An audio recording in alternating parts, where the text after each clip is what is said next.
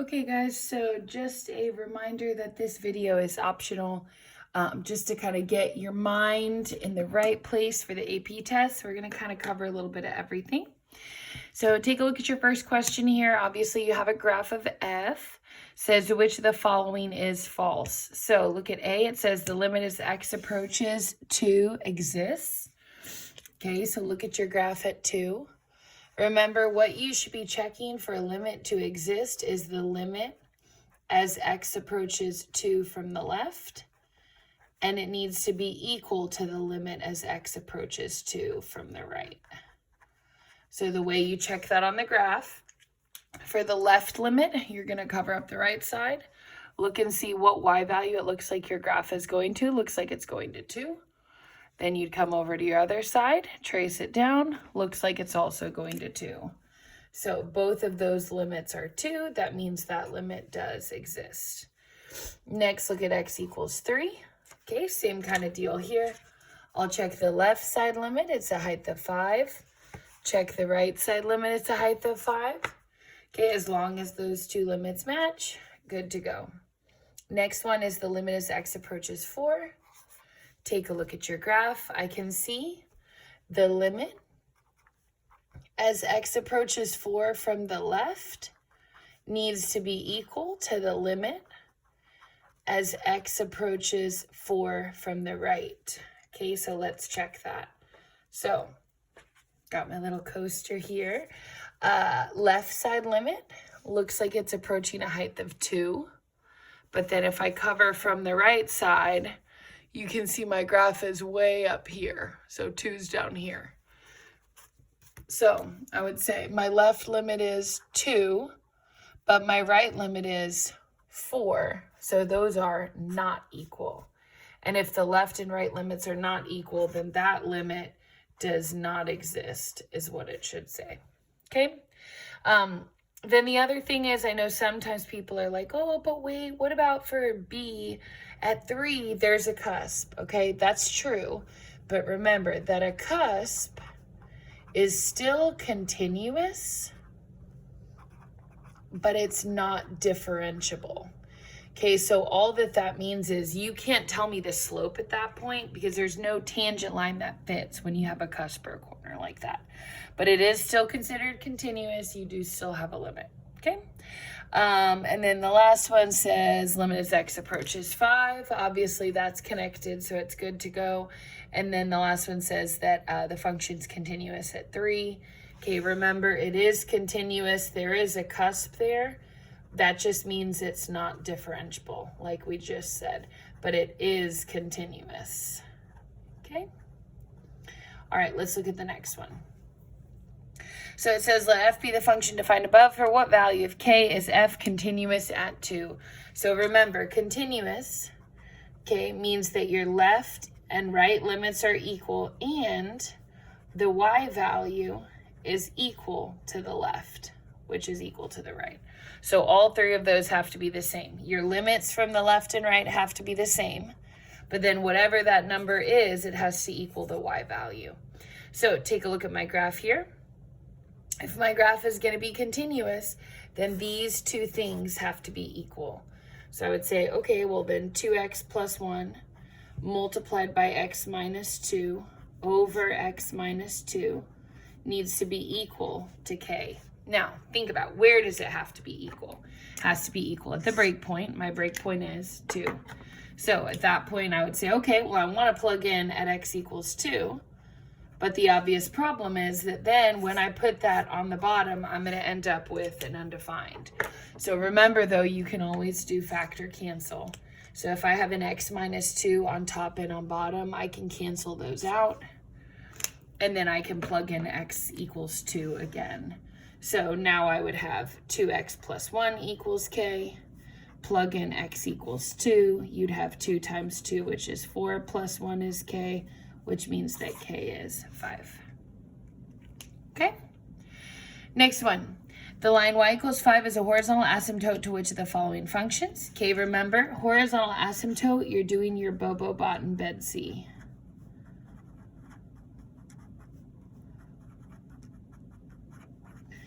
Okay, so if I want y to equal 5, that means obviously it has to be a bed C where you have like 5 over 1, or let's say 10 over 2, or whatever, but it has to divide to give me 5. So looking at A, obviously that's not it. Okay, B is a straight line. That's not going to have a horizontal asymptote. C is going to have a vertical asymptote at x equals 5 because it makes the denominator 0.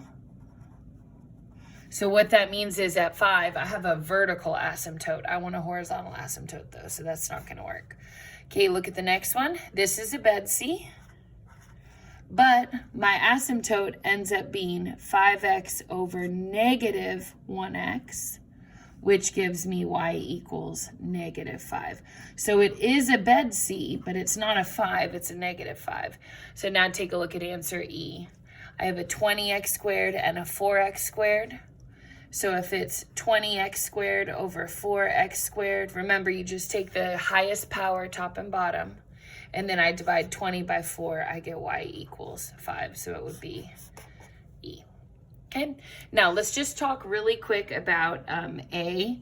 You had a rule at the beginning. So remember, Bobo-Bot and Bed C all still applies, but you have sort of like a hierarchy of which functions are the biggest. So remember that sine and cosine are the smallest. Okay, then come all your log functions, then come your power functions, then come your exponential functions. So if I have sine 5x, that's going to fit here, versus x is like an x to the 1, that's a power function. So if I'm comparing a sine to a power, that's going to be bigger on bottom. So that's going to be approaching 0. Okay? All right, turn the page.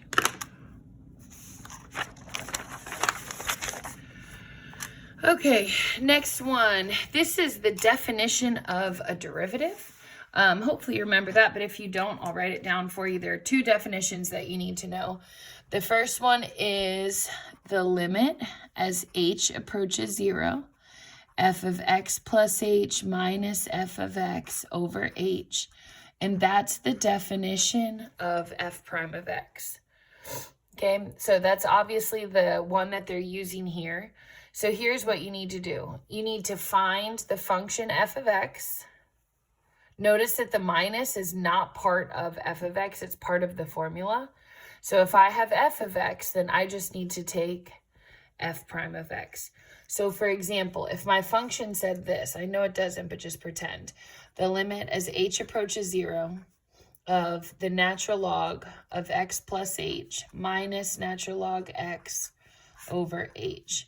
That would be the definition of f prime of x when f of x is ln x. Okay, oops, that's supposed to be an x. Okay, but how do I know that? Well, look at your definition. F of x is always behind the minus sign here.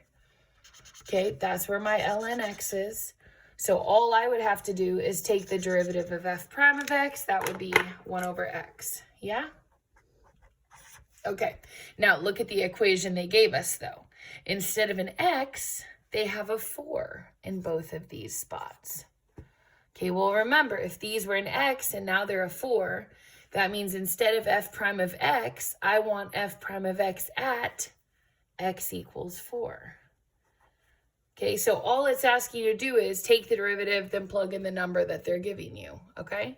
So if I plug in an x, 4 into that for x, I'd get a 4th, okay?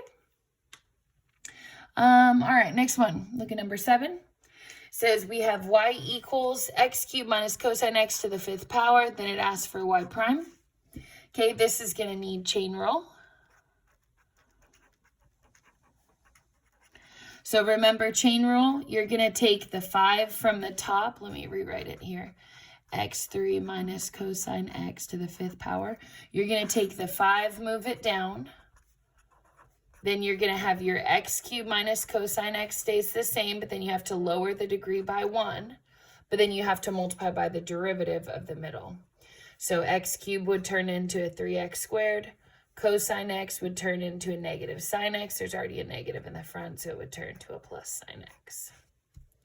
Okay, then look at your answer choices. Obviously, we can see this one's going to be E. Okay. Next one, number 4. It says to find f prime of 1. So here's f of x. So first thing we need to do is find f prime of x. Then after we find that, we'll find f prime of 1. Okay, remember your whole test is for your response this year, so you want to make sure you're labeling stuff. Derivative of 7x is just a 7.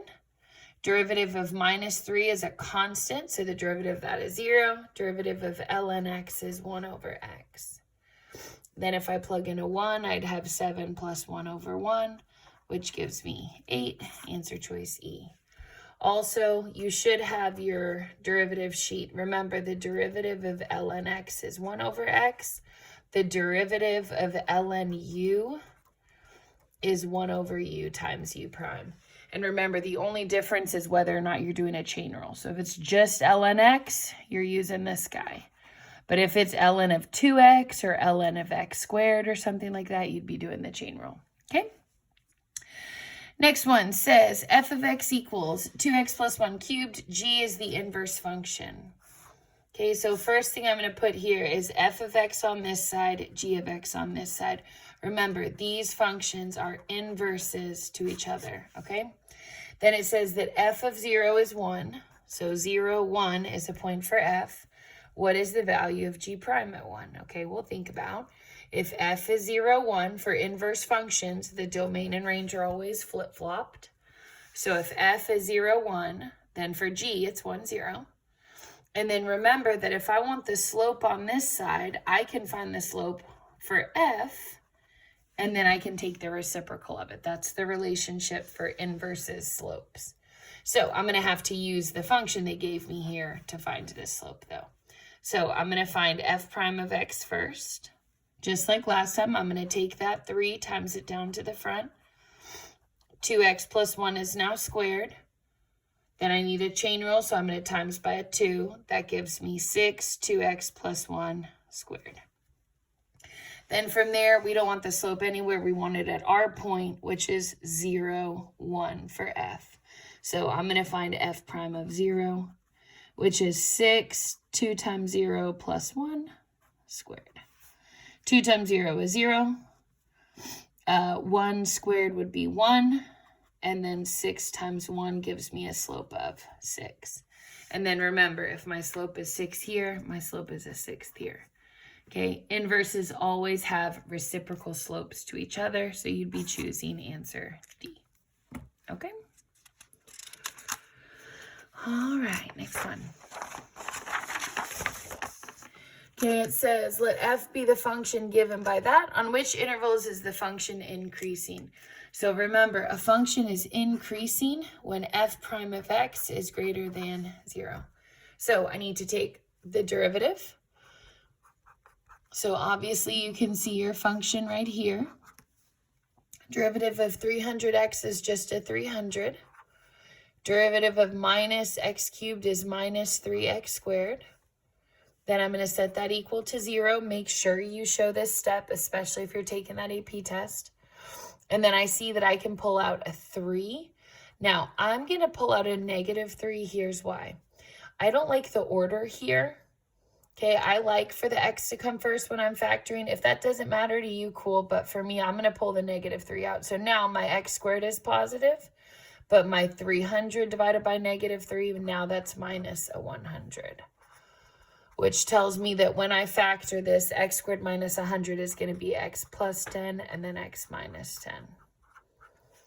Which means that my critical numbers are plus or minus 10. Then from there, I'm going to set up my number line. Remember, if it's a velocity question, you wouldn't include any negative numbers, but if it's just a regular equation, you would include them. Okay? Then from there, we're picking a number bigger than 10. So let's say I pick maybe like 11 over here. Okay, well then I'd have 11 plus 10, that's positive. 11 minus 10, that's positive. But I have this negative 3 in the front. That makes it negative. Okay, then I look, no double roots. Okay, remember a double root would be no sign change, but I don't have those. So if this is minus, it has to go positive, minus, positive. Okay. So then from there, we are ready to do our graph. Okay. Also too, something to think about. Oh, never mind. Okay, so now take a look at your answer choices. We want which one is increasing. So we would want negative infinity. Okay, I see what I did wrong. Okay, look at my critical numbers. Plus or minus 10, and then look at my number line. 0 is never a critical number. So that means this is minus, this is plus, still plus, and then it switches to minus. Okay, so that means my graph is going down, up, down. Okay, that's what I get for watching Netflix till 2 a.m. and then recording this video right now. My bad. Okay, so negative 10 to 10 is where it's going to be increasing. So we are going to want answer choice B. Okay. All right, next one. Okay, it says g prime of x is the function 0 to x e to the negative t squared dt. Then it says, which of the following must be true on the interval from 0 to 2? Okay, so first thing that I'm going to do is I'm going to look at all these guys, okay? All of these, concave up, concave down, concave up, concave down, point of inflection, all of those have to do with g double prime. So the first thing I'm going to do is take the derivative of this again. So g double prime is going to be the derivative of g prime. Remember, when you take the derivative of an integral, you just do a letter swap. So it's going to be e to the negative x squared as my function. Now remember, it's only chain rule if this isn't just an x. If it's an x, the derivative, that's a 1. So you could put a times 1 behind it if you want to, but you don't have to. So this is my function g double prime of x. It's e to the negative x squared. Okay, and then it says from 0 to 2, what has to be true? Okay, well, I want you to think about, no matter what power I put up here, I'm going to square it. Okay, what that means is that that term is going to be always positive, but then I'm going to multiply it by something that's always negative. So that means this is going to be e to some negative number, okay? But I want you to think about, is that going to be positive or negative? The answer is it's going to be positive. Because think about, if I have a negative up here in an exponent, that means really it's just 1 divided by, and then my e term would move to the bottom if it has a negative exponent. So no matter what power I put on e, it's going to stay positive. And then if I divide it by 1, it'll be maybe a really small decimal, but it's still going to still be positive. Which means that my graph is going to be always concave up. Okay. Then the other thing we're going to have to look at is if g is increasing or decreasing. So the other thing that I want to bring up now is we're going to have to look at g prime. So based on our g, we know it's got to be either A or C. So B's out, D's out, E's out. Okay, the last thing that we're going to have to do to know if it's increasing or decreasing is we're going to have to look at g prime of x. Okay, now remember, g prime of x is this guy, which is an integral. So that's going to have to do with the area under the curve. Okay, but remember what we said. This function is always positive. So I want you to think about, if I have a graph, we don't know exactly what it looks like, but we know it's always positive. Then it's going to be somewhere up here. And then if I'm integrating it, that's going to be the area underneath this graph between that graph and the x-axis. So if I shade from 0 to 2, how's it going to come out? Well, it's going to come out positive. So g double prime of x came out positive. G prime of x came out positive. That means my function has to be increasing and concave up. So it's A. Okay. And obviously you could have used g prime first if you wanted to. That's really up to you, what you think is easier. Okay, next question. The graph of f prime, the derivative of f is shown above. Which of the following must be true? Okay, this is a graph of f prime. That means my critical numbers are on the x-axis. Remember, you're looking for a sign change. If f prime goes from negative to positive, that makes it a relative minimum. And then whenever it goes from positive to negative, that makes it a relative maximum. Okay, then also remember that f double prime is the slope of f prime. So if I want concavity, I put my x's where my slope changes. So I see I have a positive slope, bam, negative slope. That's a point of inflection. Okay, so first thing says f has a relative minimum at -3. Okay, -3 is right there. We can see that is true. Next one says I have a point of inflection at -2. Okay, -2 is here. I do not see a point of inflection there, so that is false. Last one says my graph is concave down from 0 to 4. Okay, well remember, concave down means f double prime is negative. And I can see that f double prime is the slope. From 0 to 4, my slope is negative. So that is true, which means 1 and 3. Answer choice E. Okay. All right, turn the page. Next one.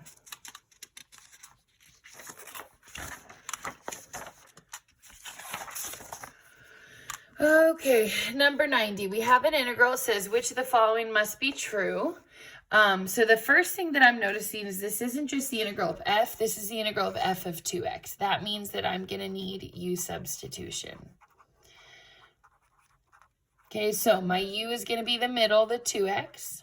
That means that du is the derivative, which is a 2 dx, which means that dx is du over 2. Then remember, I can come back to my antiderivative. So it was the integral from 6 to 12 of f of 2x dx. And they tell me that it is 10.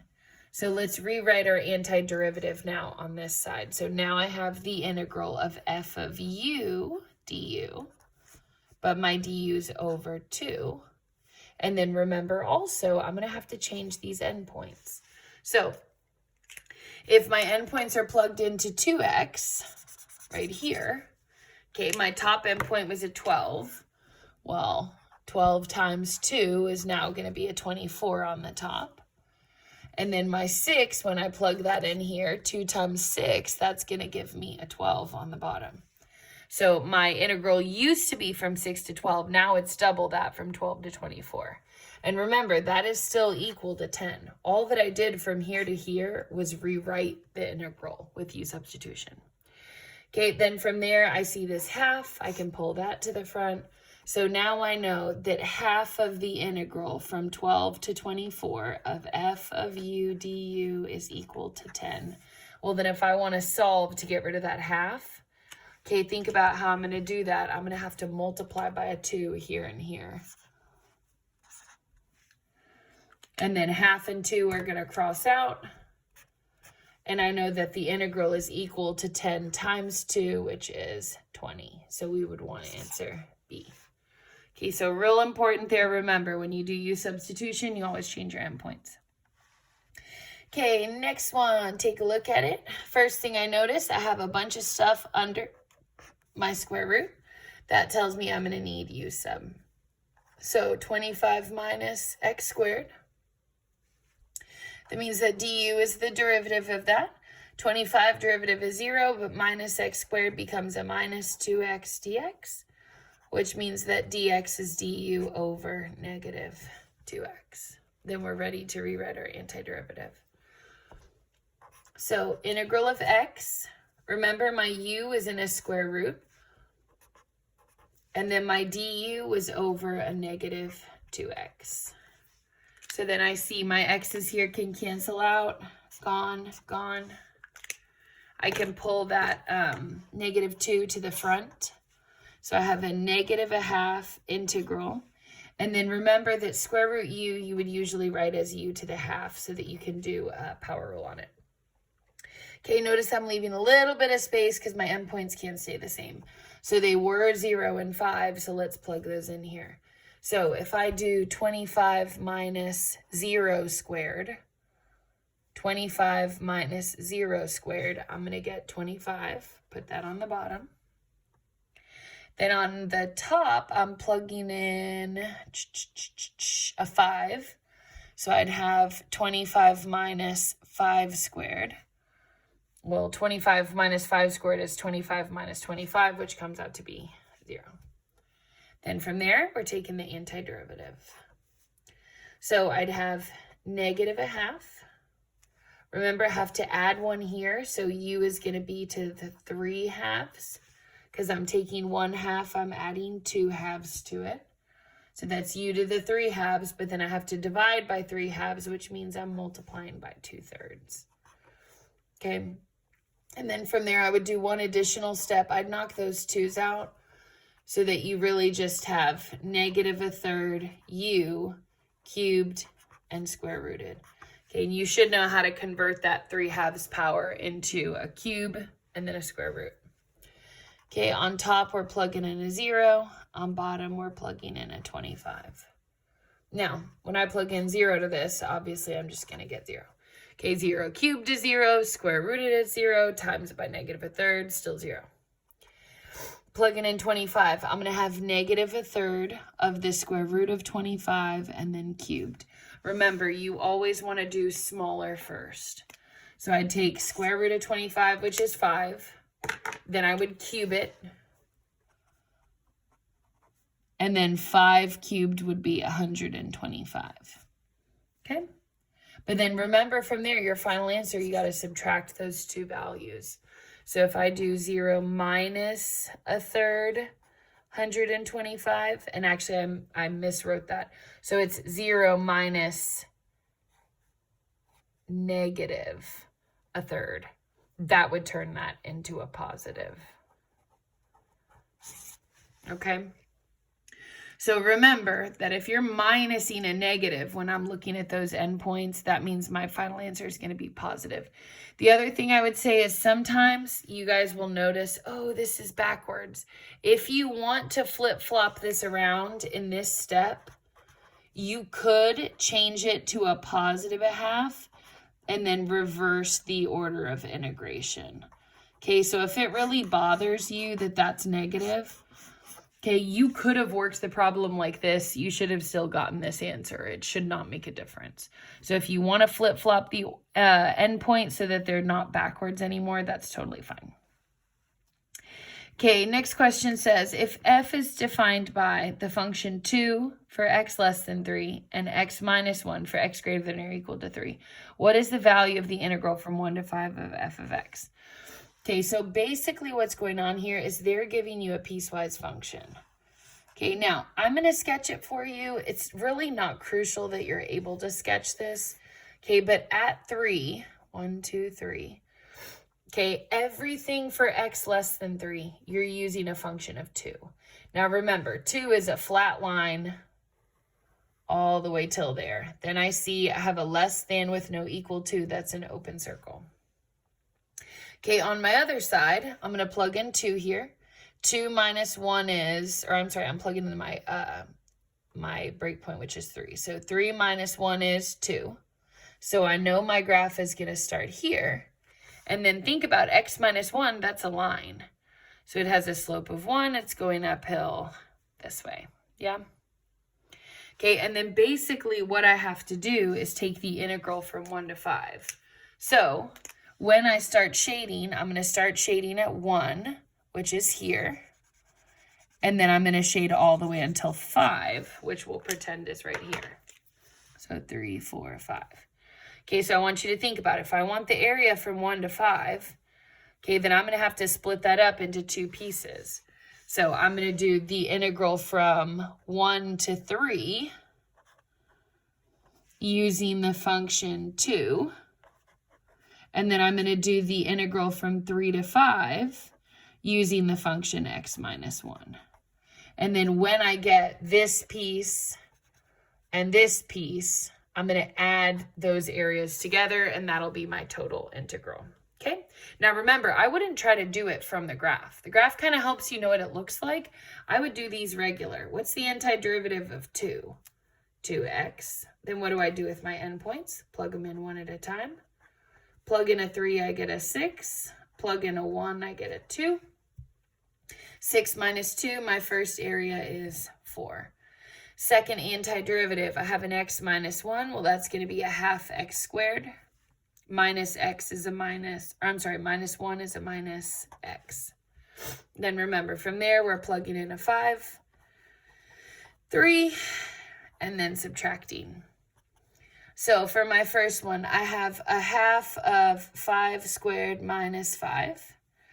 Down here, I have a half of 3 squared minus 3. So let's do a little bit of work on those. So first of all, 5 squared is 25. So I have a half of 25 minus 5. I'm going to get a common denominator there. So I can take the, and actually, no, I'm not. I'm going to leave it just like that. Okay, then here I have half of 3 squared. So that's 9 halves minus 3. Good? Here's why I don't really want to get a common denominator.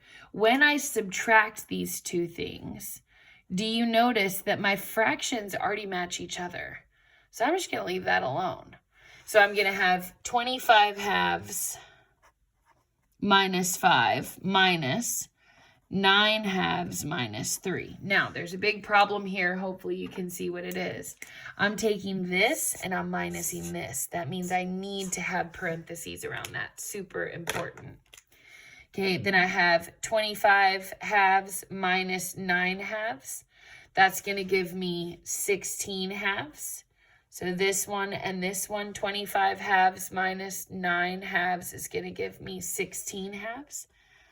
And then 16 halves is the same as 8.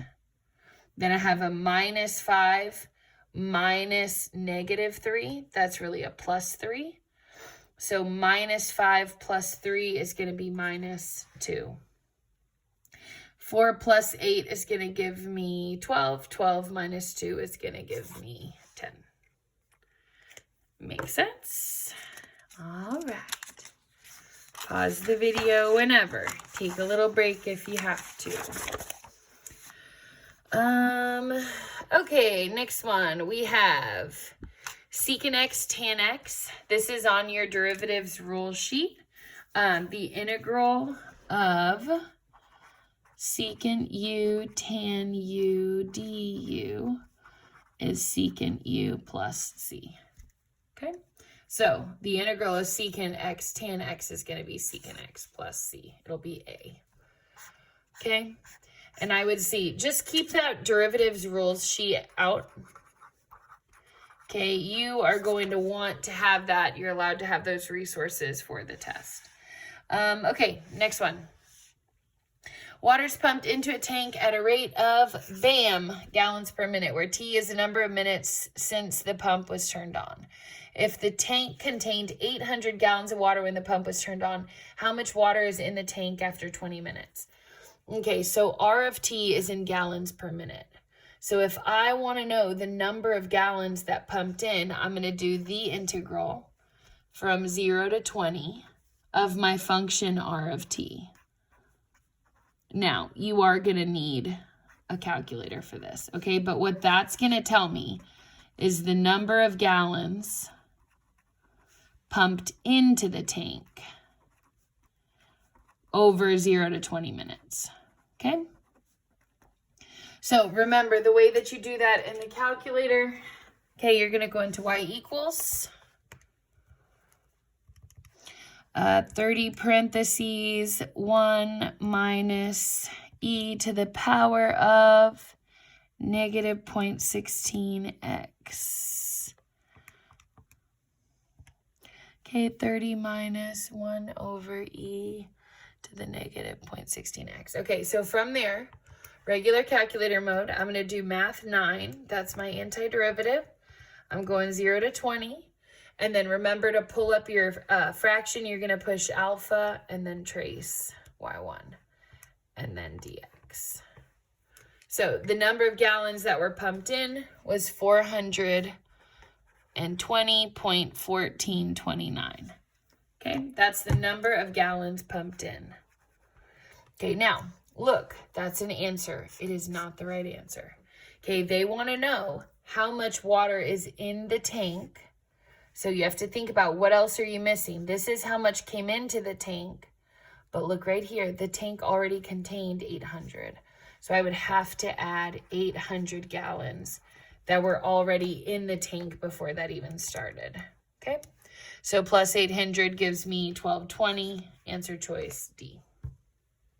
Okay, next one, number 8. A tank contains 50 liters of oil at time 4. Oil is being pumped into the tank at a rate R of T, where R of T is measured in liters per hour and T is measured in hours. Select values are given in the table above, right here. Using a right Riemann sum with the subintervals in the table, what is the approximation for the number of liters of oil that are in the tank at 15 hours? Okay, right Riemann sum. 4 to 7, my width is 3. Right side means I'm never going to use 6.5. So I'm going to start with 6.2. Then my next one is going to be from 7 to 12. That's a width of 5. My right endpoint is going to be 5.9. Okay, then my last one from 12 to 15. That's a delta x of 3.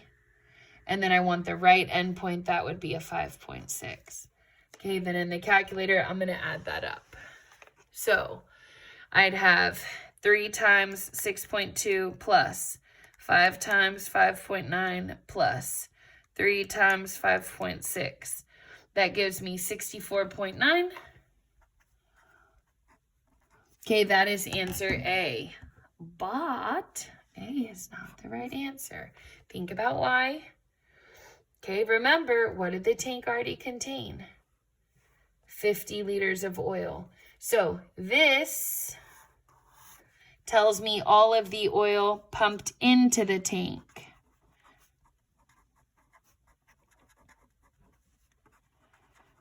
From T equals 4 to T equals 15 hours.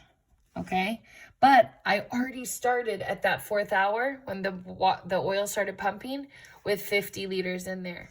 So I would have to remember to go back and add my 50 liters that were already in the tank to know what my final answer is. So I'm going to add 50 here, and I get 114.9, which is answer choice C.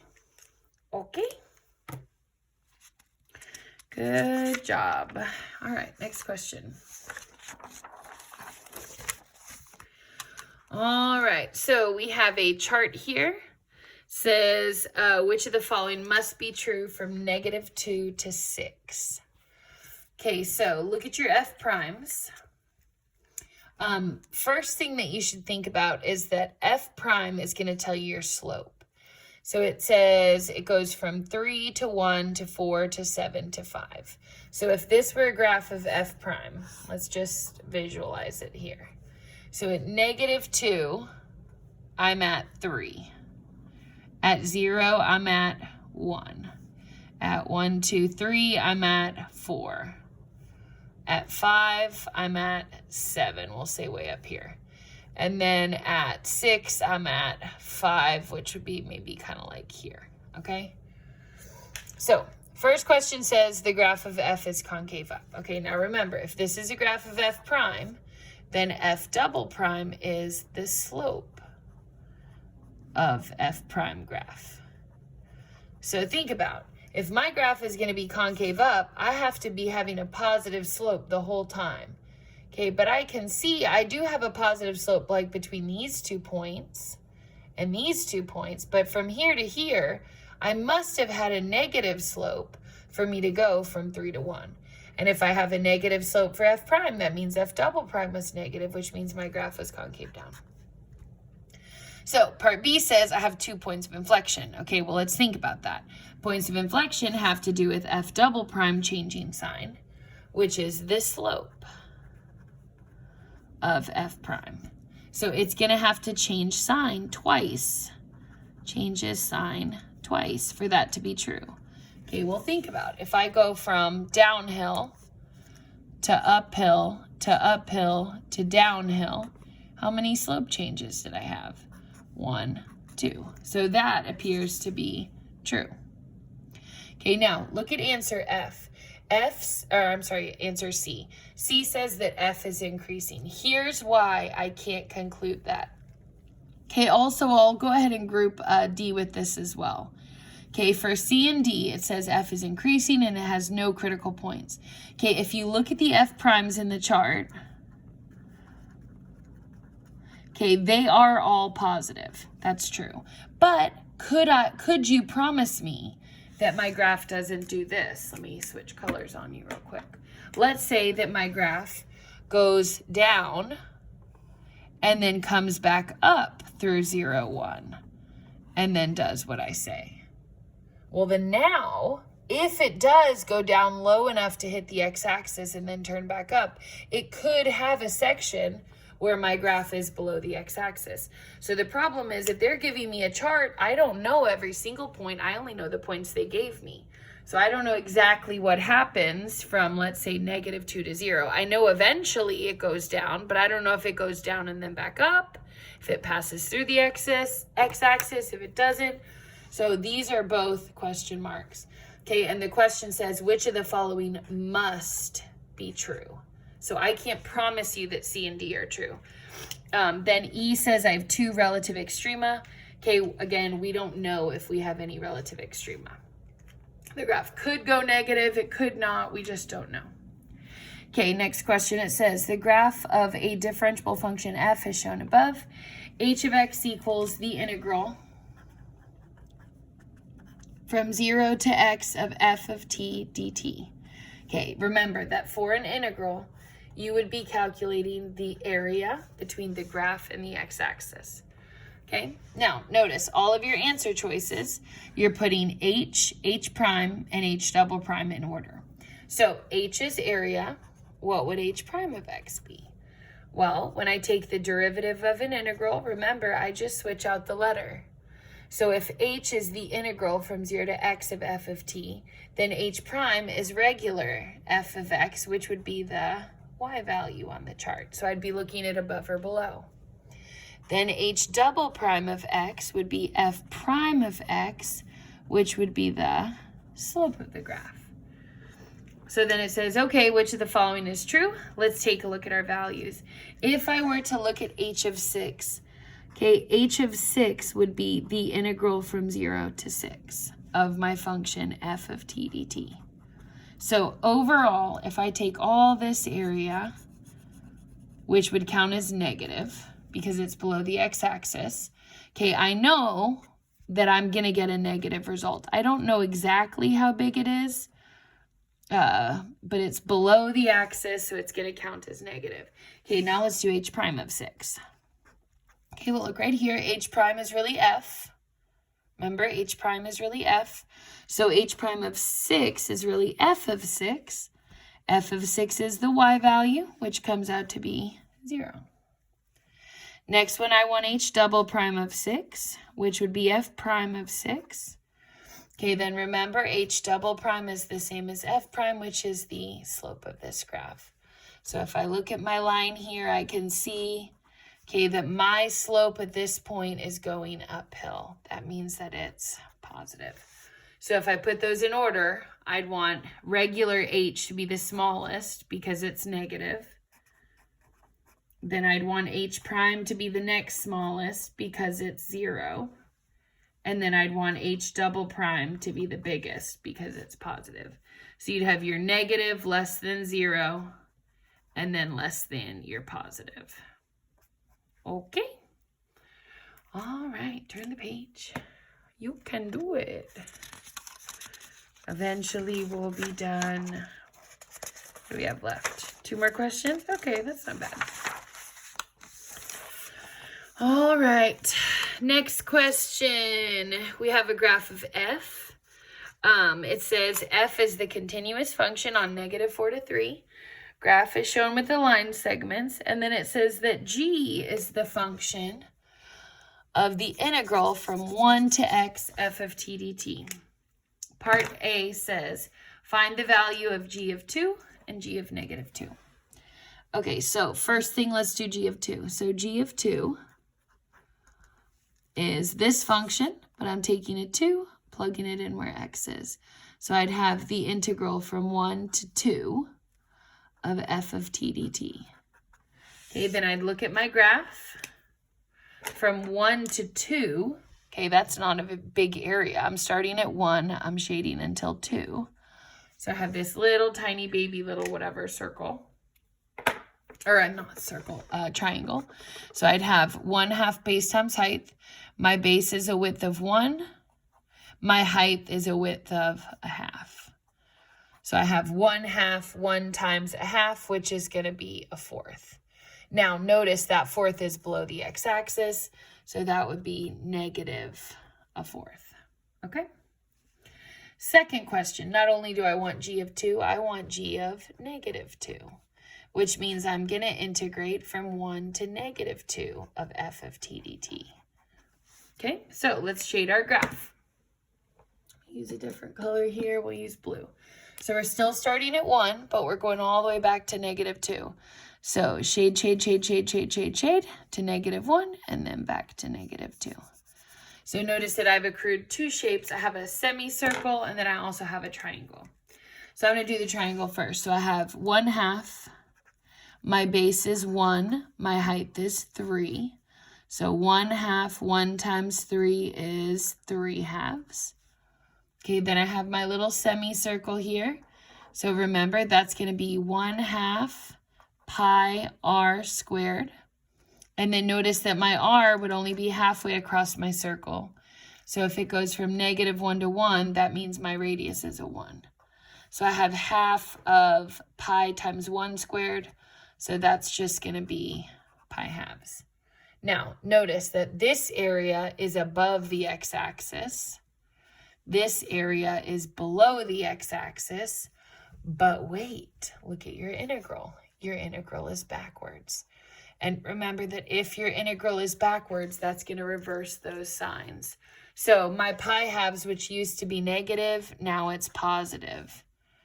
Okay, and then my triangle, which used to be positive, now that's negative. Because even though the triangle is above the x-axis, okay, my graph or my integral here, my endpoints are backwards. Okay? All right, next question, part B. Write the equation of the line tangent to G at x equals 2. Okay, so remember, equation of a tangent line, you need a point and a slope. Okay, remember that for the point, I want G of 2. Well, bam. Look at me. We already found it. Okay, at 2, what was my y value? It was negative 1/4. So all I really need now is my slope, which means I'm going to need to take the derivative. So let's come up here to the corner. So remember that if g of x is the integral from 1 to x of f of t dt, then now I'm going to need g prime of x. Okay, and then remember, we just talked about this. Okay, if g is an integral, then g prime, I just do a letter switch. So really, I just want f of x. Okay, then what do I want specifically? I don't want g prime of x, I want g prime of 2. So if I do g prime of 2, that's going to be f of 2, which is going to be the y value. So here's 1, here's 2, negative 1/2, boom. That's your y value of your graph for f. Okay, but remember, it's g prime, so it's the slope of g's tangent line. So then I'd have y plus 1/4, negative 1/2 for the slope, x minus 2. That would be your equation of your tangent line. Part C, find the average rate of change on the interval from -2 to 1. Okay, so whenever you see average rate of change, that's AROC. Okay, remember AROC is going to be g of 1 minus g of -2 over 1 minus -2. Okay? And then think about, I've already found some of these answers, right? G of -2 I found in part A, so I'm just going to snatch that answer. but it does leave me still to find g of 1. So let's just put a parentheses here for g of 1 minus pi halves minus 3 halves over 1 minus negative 2 is really 1 plus 2, which puts a 3 on the bottom. So really all I have to do is go back and find g of 1. That's my only missing value. So I come back to g. G of 1 is the integral from 1 to 1 of f of t dt. Okay, well remember that anytime that these endpoints are the same, that means this integral is going to be 0. Okay, because remember, you can't actually shade if you're going from 1 to 1. You didn't shade anything. Make sense? Okay, next question says, for each g prime of negative 3 and g double prime, find the value or state it doesn't exist. Okay, so remember up here at the top, we said g prime is really f of x. Okay, that means that g double prime is really f prime of x. And then remember, like we talked about on that other question, your integral is area, your f is your y value, and then your f prime is your slope. So if I want g prime of negative 3, okay, I'm looking at this one right here. G prime of negative 3 is f of negative 3. And then I can just look at my graph. Here's negative 2, so negative 3 would have been right here. And if my graph goes from 1 to 3, that means this is 2. Okay? Next, I want g double prime at negative 3. That would be f prime of negative 3, which would be the slope of this line segment that I'm coloring pink. Now remember, for a line, you always count your slope from your pretty points.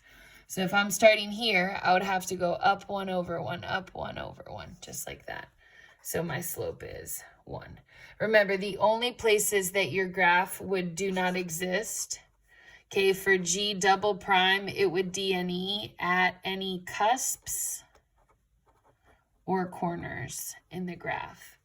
Okay, you can't have a slope at a cusp or corner. So if you wanted g double prime here, that would have been a DNE. Here, that would have been a DNE. Here, that would have been a DNE.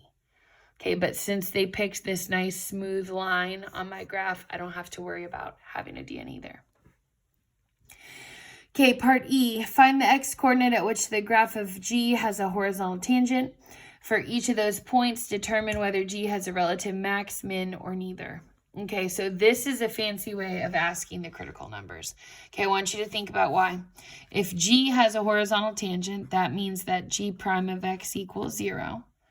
But then remember, what's G prime of x? It's really just f of x. And when is f of x going to equal 0? At the x intercepts. Okay, so I have one here at negative 1. I have another one here at 1. So I'm going to put x equals negative 1, x equals 1. Now I have to think of which type each one is. So at this point, I go from above to below. That makes it a relative max. And then I'm going to put because g prime of x, which is really f of x, I'll write it down one line, changes sign from positive to negative. Okay, but then at 1 here, I see that I go from below the x-axis to still below the x-axis. So they're asking me to decide for each of these, is it a relative min, relative max, or neither? Okay, I would say that is a neither. Okay, because, remember, it tells me justify my answers. G prime of x, which is really f of x, doesn't change sign. Okay, or you could put it's negative before and after, so there's no sign change, something like that. Okay, last part says, find all values of x for which the graph of G has a point of inflection. So remember, points of inflection are when G double prime changes sign. But remember what G double prime is. G double prime is really f prime. So I'm looking for every place on the graph that my slope of my graph changes sign. So I have a positive slope here, positive, positive, positive until, bam. Negative slope here until, Bam, still negative. Does that count? No, it doesn't count. Okay, I go uphill to downhill, that counts. Downhill to still downhill, that does not count, but then I do have one here. Okay, so I have one here where I go from down to up on the circle, and then I have another one here when I go from up to down at that corner. So I had a total of 1, 2, 3. So I would put x equals -2 for my first cusp, 0 for this point, this low spot right here on the circle, and then 1 for where my circle and my little triangle met right here. Okay, so I would say -2, 0, and 1 because it asked me to explain g double prime of x, which is f prime of x. Yeah, the slope of f changes sign. Okay, and remember, for a point of inflection, it doesn't matter which direction it changes sign, it just has to change. Okay, last question. The last one. Okay, so you have your dy dx equals 3 minus y equals cosine x. Then it says f is a particular solution to the differential equation with the condition f of 0 equals 1. Function is defined for all real numbers. Part A, a portion of this, oh, I forgot to include the slope field. Remember, you just plug stuff in. So let me just kind of make like a little one up here. So I think it would have been, how many points? Oh, it doesn't even say.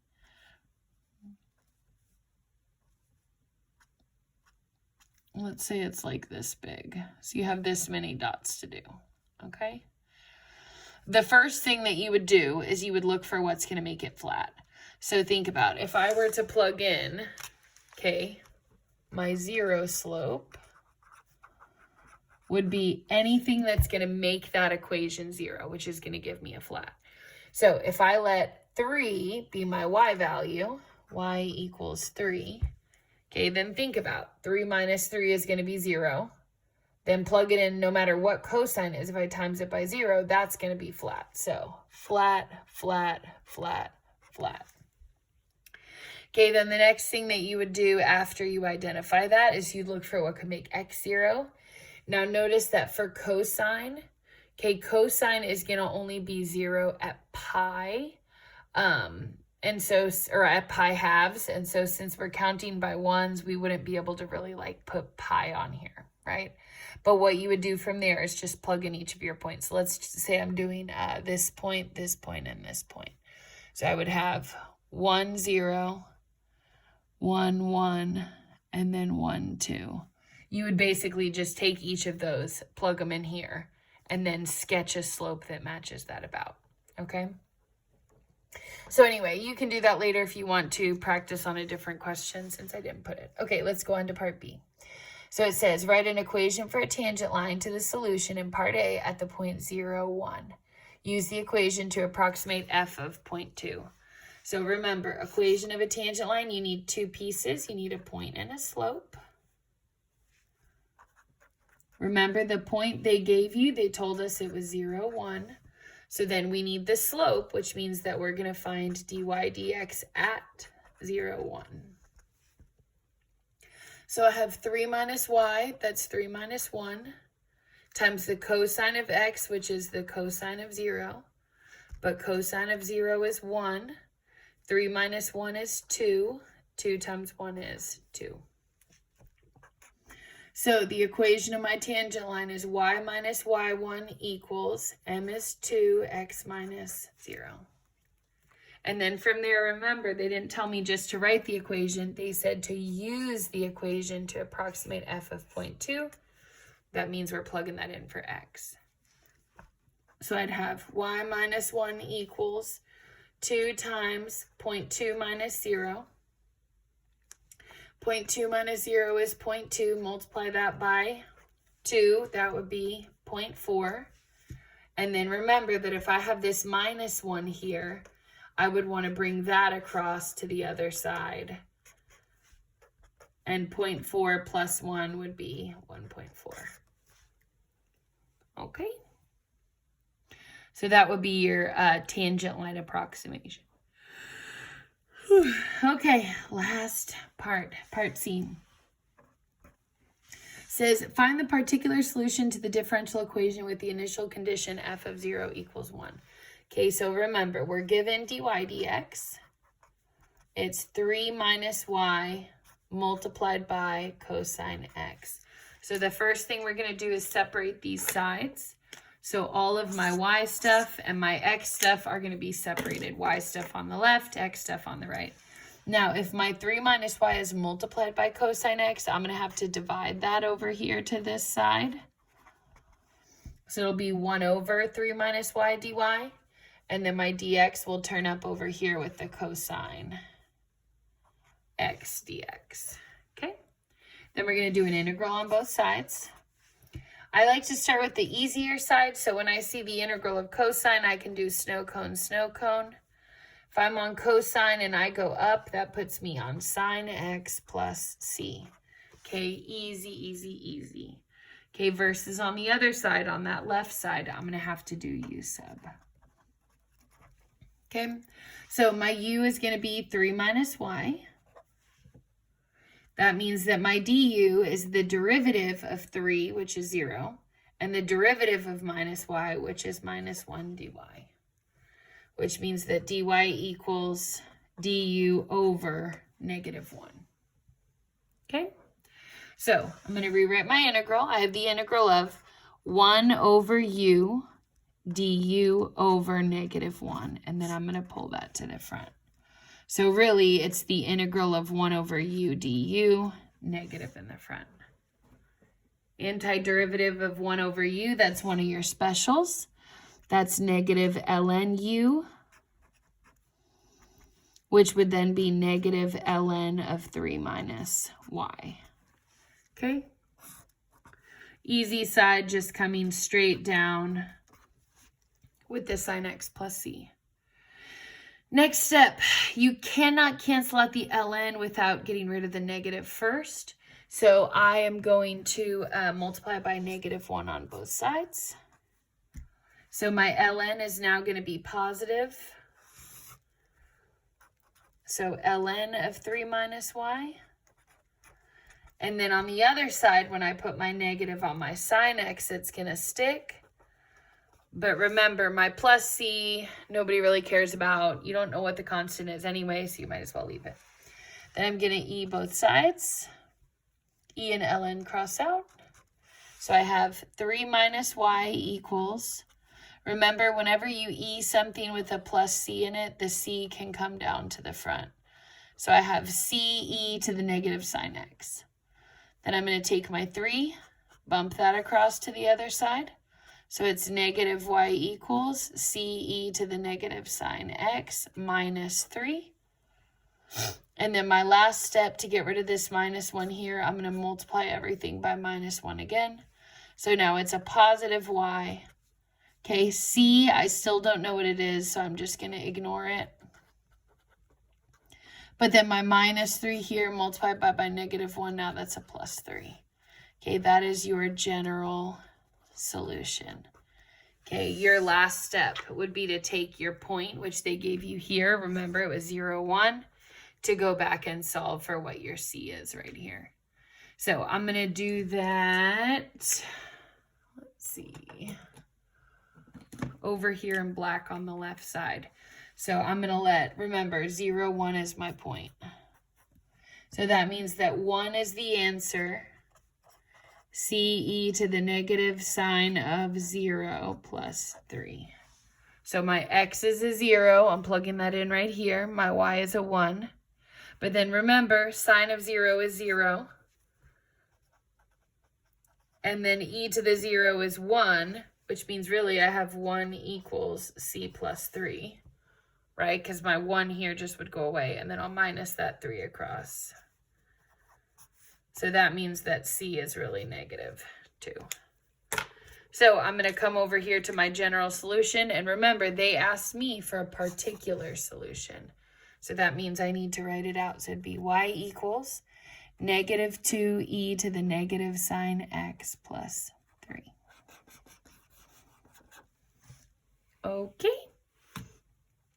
Good job. Hopefully that kind of gave you a good idea of what to expect for tomorrow. Obviously, you have tons of stuff to study. Let me know if you need any help, and I will talk to you guys later.